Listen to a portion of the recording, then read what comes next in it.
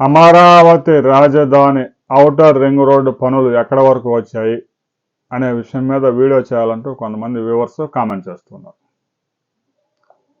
190 కిలోమీటర్ల పొడవైన ఈ అమరావతి ఔటర్ రింగ్ రోడ్డుకు సంబంధించి దాదాపుగా 5,000 ఎకరాలని భూమిని సేకరించాల్సి ఉంది.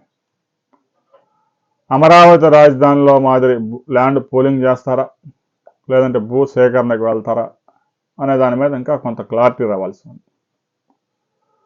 భూ సేకరణ చేసుకుంటే 2013 భూ సేకరణ చట్టం ప్రకారం రైతులకి అక్కడున్న రిజిస్ట్రేషన్ వాల్యూస్లో 300%, 3 రెట్లు, ఎకరం 30 లక్షలు ఉంటే 300% అదనంగా పరిహారం ఇచ్చేస్తారు. లేదు ల్యాండ్ పూలింగ్లోకి వెళ్తే 5,000 ఎకరాలు కావాలంటే 15,000 ఎకరాలు సేకరించాల్సి ఉంటుంది. అది ఇంకా రిస్క్.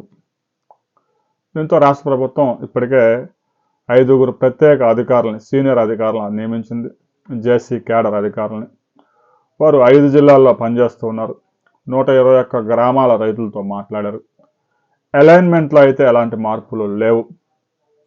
గ్రామ సభలు నిర్వహిస్తూ ముందుకు వెళ్తూ ఉన్నారు.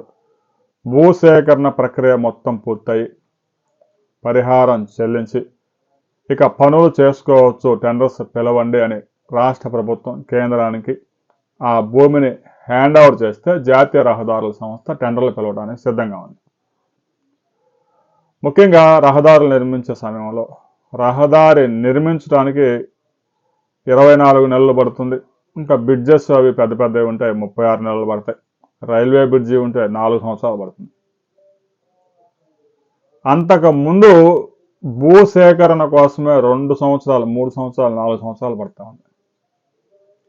ప్రాజెక్టు పనులు చేపట్టక ముందు జరిగే ప్రక్రియ ప్రజలకి కనిపించదు, కానీ చాలా విలువైంది, చాలా కీలకమైంది.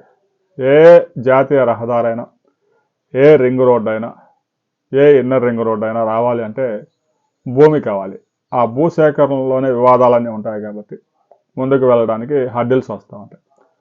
అమరావతి ఇన్నర్ రింగ్ రోడ్డు విషయంలో 5 కీలక అధికారులతో పాటు 121 గ్రామాల రెవెన్యూ అధికారులకు కూడా ఇప్పటికే స్పష్టమైన ఆదేశాలు జారీ చేశారు. అలైన్మెంట్లో అయితే ఎలాంటి మార్పులు, గ్రామ సభలు పూర్తి చేసుకుని నోటిఫికేషన్ విడుదలకి సిద్ధమవుతూ ఉన్నారు. రాబోయే వేసవి కాలం నాటికి భూసేకరణ పూర్తి చేసి పనులు ప్రారంభించే అవకాశం స్పష్టంగా కనిపిస్తూ ఉంది.